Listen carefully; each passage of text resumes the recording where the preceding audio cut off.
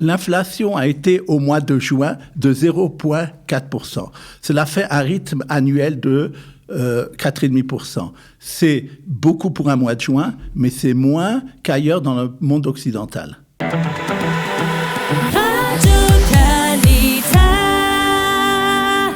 Et cette heure d'actualité continue sur les chapeaux de roue avec tous ces athlètes, des Maccabiades, Kiki Kandel, Franck Sidi, et puis avec notre ami fidèle au poste, le docteur Daniel Guggenheim, qui va nous livrer les secrets de la revue de la presse économique. Boker Tov, Daniel. Bonjour. Alors, premier sujet, droit au but, un record historique. On a parlé de record des Maccabiades là, mais record historique même dans les salaires nets versés en juin. Près de 31 milliards de shekels. Qu'est-ce que ça veut dire dans un record dans les salaires nets? Oui, ça n'est jamais arrivé. Ça veut dire la chose suivante. Quand les gens, on reçoit des salaires, ou bien quand on est indépendant, on gagne de l'argent, et de cet argent, on doit payer des impôts. Oui. Maintenant, chacun sait ce qu'il doit payer. Maintenant, on va expliquer d'ailleurs un peu de quoi il s'agit. Ce qui intéresse les gens, à mon avis, le plus, c'est le salaire net, c'est-à-dire ce qui leur reste dans la banque après les différentes fonctions. Et ça n'est jamais arrivé, la presse israélienne l'a souligné, que on est presque à 31 milliards de shekels de salaire net qui a été versé en juin. Je donne par exemple, en mars, c'était que 28 milliards. Et par rapport à l'année dernière, à la même époque, en juin, c'est 10% en plus. Alors, d'abord, bien sûr, le mois de juin est toujours un mois où on reçoit plus d'argent parce que souvent les gens reçoivent ce qu'on appelle les doubles avras, c'est-à-dire on n'avait pas la semaine dernière pour les repos, pour les vacances, et ça représente au niveau de ce qui est versé, à peu près au niveau des salaires, de 1 milliard de shekels.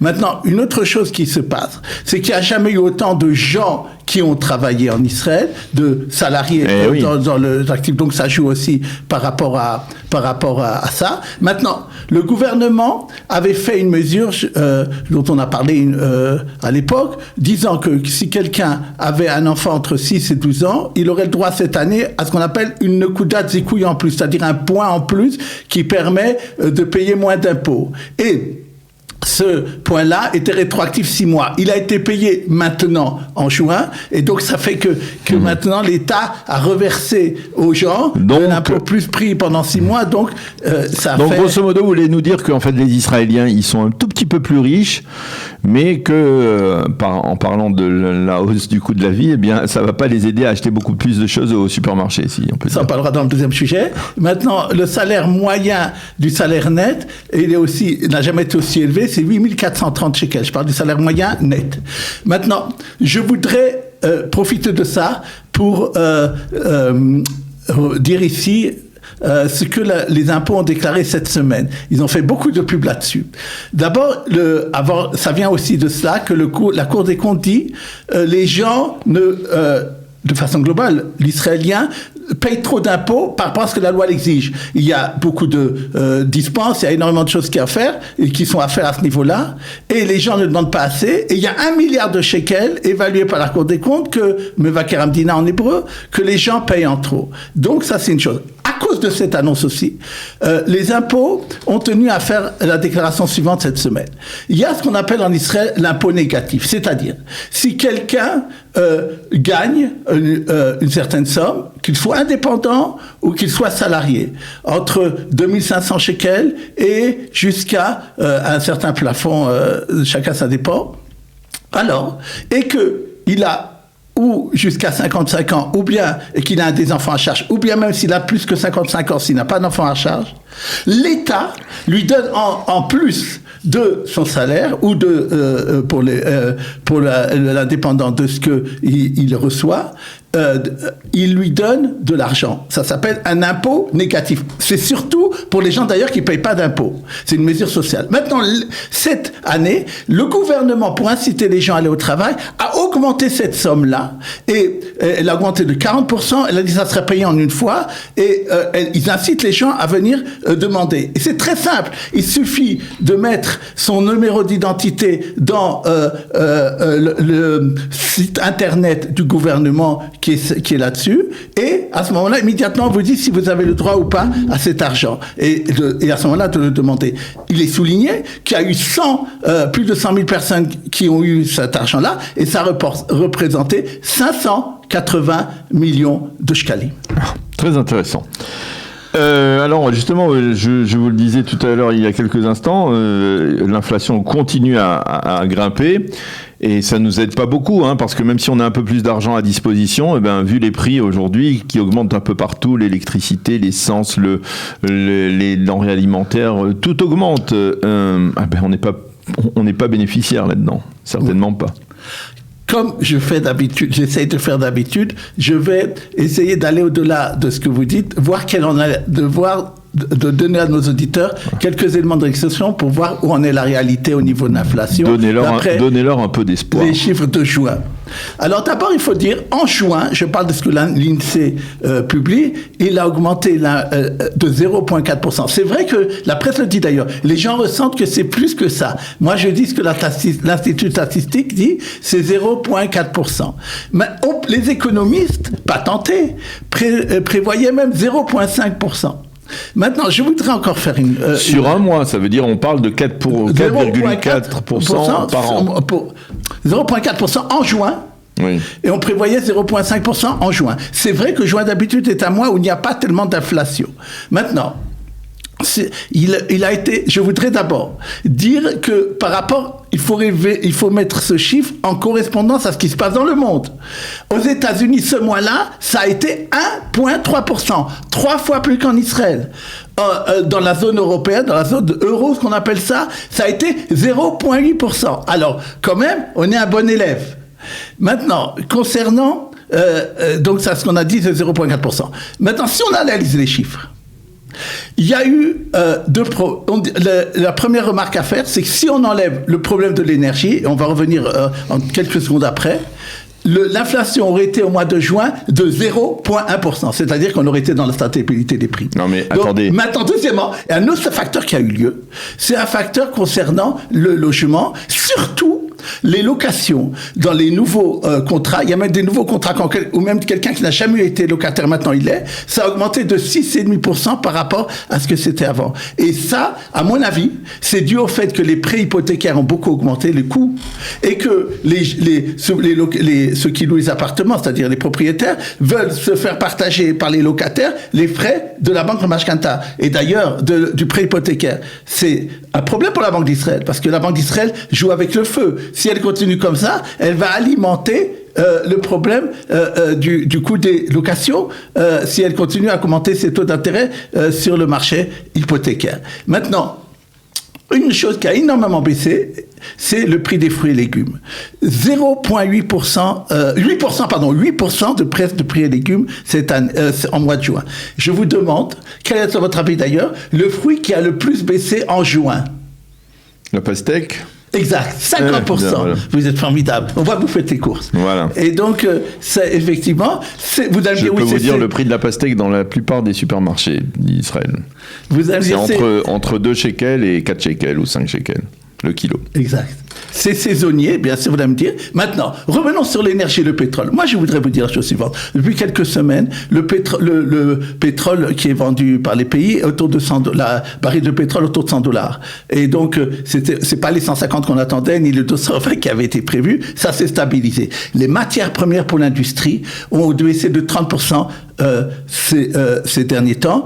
Et le fret maritime également. C'est important pour l'avenir, pour savoir. Maintenant, il y a eu le problème du pain. Je suppose que vous en avez fait écho cette semaine. Bien entendu. On ne pouvait pas faire autrement. Et d'ailleurs, qu'est-ce qui se passe? C'est finalement, ce sont les producteurs qui font le pain, les boulangers, qui supportent pour l'instant ce problème. Et les supermarchés? Non, Rami Lévy, j'ai entendu, c'est de la pub qu'il a fait. Il a demandé aux autres ils ont apparemment accepté accepté de retarder leur augmentation du prix. En faisant payer, d'après la presse, en faisant payer ça à leurs fournisseurs. Parce que d'accord, je comprends. Lui, il s'est fait de la pub là-dessus, d'ailleurs, c'est très très bien. C'est ce que c'est très bien, c'est ce que la presse a dit, il faut mettre les choses en réalité. Et donc, il faut être prudent, on ne sait pas. Mais moi, je dis que l'objectif, ce que l'OCDE d'ailleurs dit, que l'année prochaine, Israël soit sur 3% et qu'il y aura une baisse d'inflation, c'est possible. Maintenant, il est possible également, bien entendu, on l'attend, à ce que la Banque d'Israël augmente aussi ses taux le mois prochain, parce qu'elle veut faire comme la Banque américaine. Et on parle jusqu'à 1,5%. Et voilà. Alors, on va parler maintenant des épargnants, hein, et autour de la société américano-israélienne Celsium, qui s'est spécialisée dans la crypto-monnaie et qui a laissé, on va dire, des milliards de dettes. Hein. Expliquez-nous, parce que ça, tout le monde n'est pas au courant de ce qui se passe dans le monde des crypto-monnaies, et parfois, c'est dire, il faut être prudent. Hein. Effectivement, il faut mettre en garde certains de ne pas se lancer dans cette aventure. C'est mon message. Une société israélo-américaine, que vous avez dit non, Celsium Crypto, qui en plus faisait des prêts, une plateforme de prêts sur la crypto-monnaie qui est encore plus spéculative. Mon message est le suivant. La crypto-monnaie, comme les gens le savent, ça a beaucoup attiré. D'ailleurs, en économie, on apprend dans l'histoire de l'économie que ça arrive sans arrêt. Qu'il y a toujours quelque chose qui arrive, c'était les tulipes en Hollande à l'époque, quelque chose qui fascine les gens. Ouais. Et les gens sont prêts à mettre de l'argent, même les gens qui n'en ont pas tellement, c'est le rêve. Et on leur dit c'est formidable, etc. Tous les économistes patentés, et moi en particulier, je dis aux gens, méfiez-vous de ça, ça va craquer un de ces jours, et les gens continuent. Et ça a craqué parce qu'il y a c'est très irrégulier, n'est-ce pas? C'est-à-dire, ça ne fait que grimper de manière excessive pour descendre de manière aussi excessive. Plus même, et maintenant, en un mois, 70%. Oh la vache.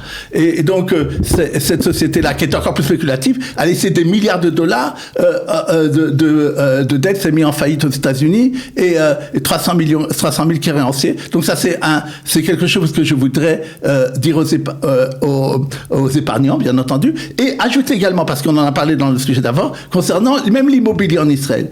Pas seulement moi, la Banque d'Israël, la presse économique, les économistes du secteur parlent de frénésie en Israël sur l'achat immobilier. Et moi je dis, il y a un mouvement spéculatif dans le monde, mais il faut faire attention à ce qui se passe dans le monde entier. Les prix de l'immobilier continuent à baisser. Moi je table que ça peut arriver en Israël. Il y a par exemple une mesure que j'ai entendue, peut-être le nouveau gouvernement le prendra, c'est de séparer le terrain de l'immeuble lui-même. C'est-à-dire, les gens peut-être seraient amenés à acheter l'appartement sans acheter le terrain en dessous. Bien entendu, ça permettrait d'acheter à beaucoup moins cher.